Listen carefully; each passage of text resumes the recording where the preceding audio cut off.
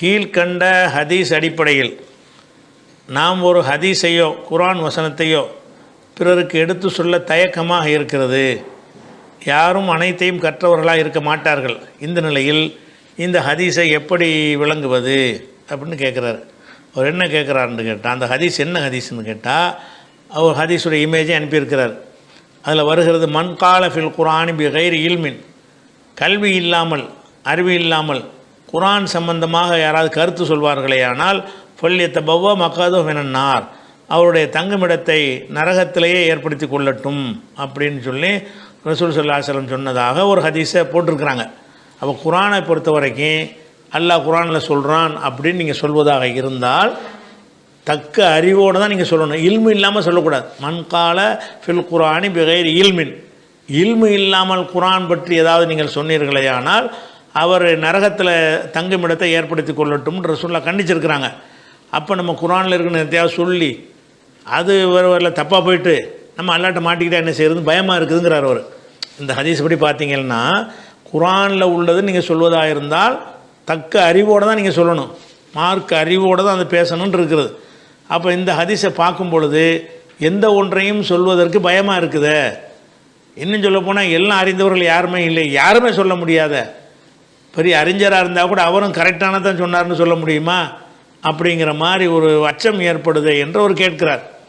ஆனால் இந்த ஹதீஸை பொறுத்த வரைக்கும் இதனுடைய அறிவிப்பாளருடைய விஷயமும் தப்பாக இருக்கிறது, அதே மாதிரி இதனுடைய கருத்தும் பிழையாக இருக்கிறது. இது சரியான ஹதீஸ் கிடையாது. முதலாவது என்னென்னு கேட்டால், இது அறிவிப்பாளர் எடுத்துக்கிட்டீங்கன்னு சொன்னால் இந்த ஹதீஸ் எங்கெல்லாம் வருதுன்னு கேட்டால் திருமதியில் வருகிறது, அதே மாதிரி நசையில் குபுராவில் வருகிறது, தபுரானியில் இருக்கிறது, பகவி ஷரஹு சுன்னாவில் இருக்கிறது, பஸாரில் இருக்கிறது, பைஹக்கியில் இருக்கிறது, இப்னு அபி ஷைபாவில் இருக்கிறது, ஷோபுல் ஈமானில் இருக்கிறது. இதே மாதிரி பல நூல்களில் அபு அவானாவுடைய முஸ்னதில் இருக்கிறது. இப்படி பல நூல்களில் இந்த ஹதீஸ் வந்திருக்கிறது. எல்லா ஹதீஸ்லையுமே இந்த அம்புட்டு ஹதீஸ்லையுமே அறிவிப்பாளராக அப்துல் ஆலா என்பவர் வருகிறார். அதான் இப்னு அப்பாஸ் சொன்னதாக சயீத் அறிவிக்கிறார், சயீது சொன்னதாக அப்துல் ஆலா அறிவிக்கிறார். இந்த அப்துல் ஆலா வழியாகத்தான் இந்த அத்தனை நூல்கள்லையும் இந்த ஹதீஸ் எத்தனை நூலில் வருதோ எல்லா நூல்கள்லையும் இதனுடைய அறிவிப்பாளர் என்னன்னு கேட்டால் அப்துல் ஆலா அப்படிங்கிற ஒரு ஆள் தான் வர்றார்.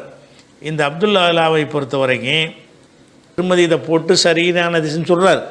திருமதி இந்த ஹதீஸை பதிவு பண்ணி விட்டு இது சரியானதுன்னு அவர் சொன்னாலும் சில பிரதிகளில் ஹசன் என்று சொன்னதாக வருகிறது, சில இதில் சஹி என்று சொன்னதாக வருகிறது. அவர் அப்படி சொன்னாலும் நம்ம என்ன பார்க்கணும்னு கேட்டால், அதே திருமதியில் இருக்கிற அந்த அறிவிப்பாளர் கரெக்டு தானா? அப்துல் ஆலா சலபி அவர் தான் அதில் வர்றாரு. இவர் கரெக்டான ஒரு ஆள் தானான்னு கேட்டால் இவர் சரியான ஆள் இல்லை. ஹதீஸ் கலையில் தேடினீங்கன்னா இவர் பலவீனமான ஒரு ஆளுங்கிறது தான் உங்களுக்கு கிடைக்கும். அதனால் இது ஹதீஸ் சனது அடிப்படையில் இது சரியில்லை என்று ஒன்று. அடுத்தது என்னென்னு கேட்டால், கருத்தை எடுத்துக்கிறங்க. குர்ஆனில் இல்மு இல்லாமல் ஒன்றை சொல்வதுன்னா இது எப்படி ஒவ்வொருத்தனும் என்ன செய்வான்னு கேட்டால் அவன் சொல்லிவிட்டு நீ குர்ஆனில் உள்ளதை உன் இஷ்டத்துக்கு சொல்கிறேன்னு சொல்லிவிடுவான். குர்ஆன்கிறது எளிமையான ஒரு அடிப்படை நமக்கு அல்லாஹ் தந்திருக்கிறான். உலகது எஸ்என்எல் குர்ஆனில் எதிக்கிரி விளங்குவதற்கு குர்ஆனை லேசாக்கி இருக்கிறோம்னு அல்லாஹ் நமக்கு சொல்லிவிட்டான்.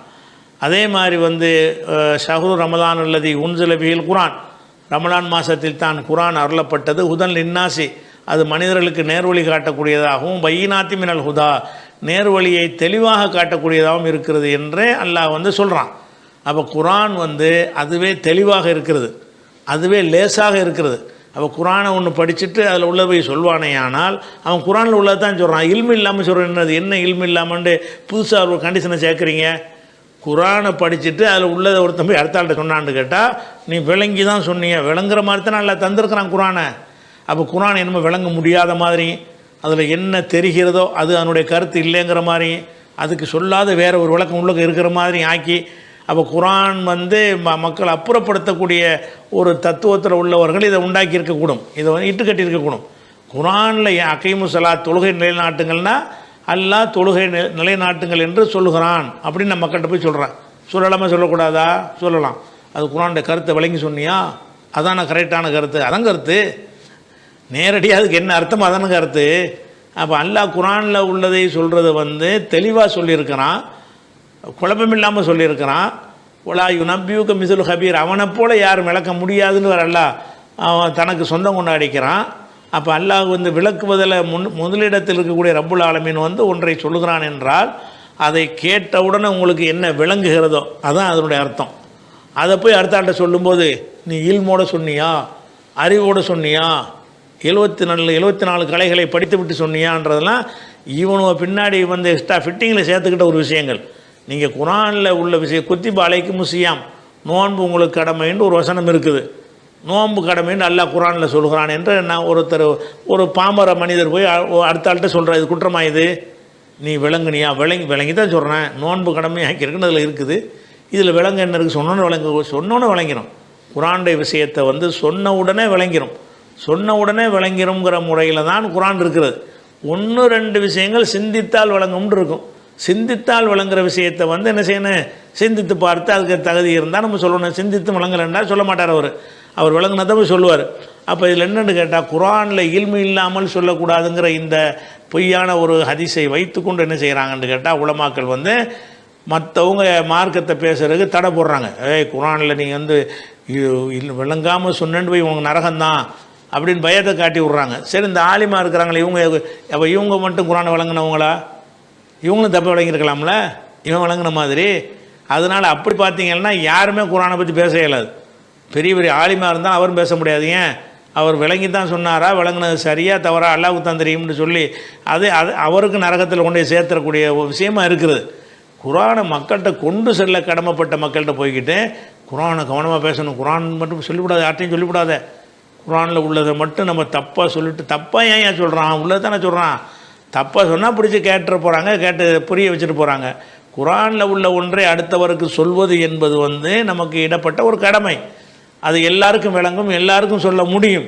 அப்படிப்பட்ட ஒரு விஷயத்தில் போய்கிட்டு குரானில் இல்மு இல்லாமல் சொல்லிவிடாதீர்கள். இல்மு இல்லாமல் சொல்வதற்கு என்ன மீனிங் சொல்லு, என்ன இல்மு இல்லாமல் சொன்னால் என்ன அர்த்தம்? அல்ஹம்துலில்லாஹ் என்ன எல்லா போலும் அல்லாஹ்வுக்கு, இதில் இல்மோட சொல்கிறது என்ன, இல்மு இல்லாமல் சொல்கிறது என்ன, ரெண்டும் ஒன்று தானே. எல்லா பக்கம் அல்லாஹ்வுக்குன்னு அல்லாஹ் குரானில் சொல்கிறான், அவ்வளோதானே விஷயம். அதுக்கு அர்த்தம் இதை போய் நான் சொல்லக்கூடாது மக்கள்கிட்ட.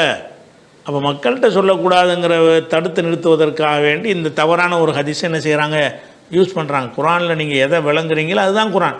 சில தப்பை விளங்குனீங்கன்னா அடுத்தாலும் உங்களுக்கு சுட்டிக்கார். பெரிய அறிஞர் தப்பை விளங்குவார். தப்சீர்னு சொல்லிட்டு ஒவ்வொரு அறிஞரும் ஒரு விதமான மாற்று கருத்து சொல்லவே இல்லையா? அப்போ எல்லாமே சரியா? பெரிய அறிஞர்களும் தப்பாக சொல்லுவாங்க. அந்த அடிப்படையில் பார்த்தீங்கன்னா நீ எவருமே பேச இயலாது குரானை பற்றி.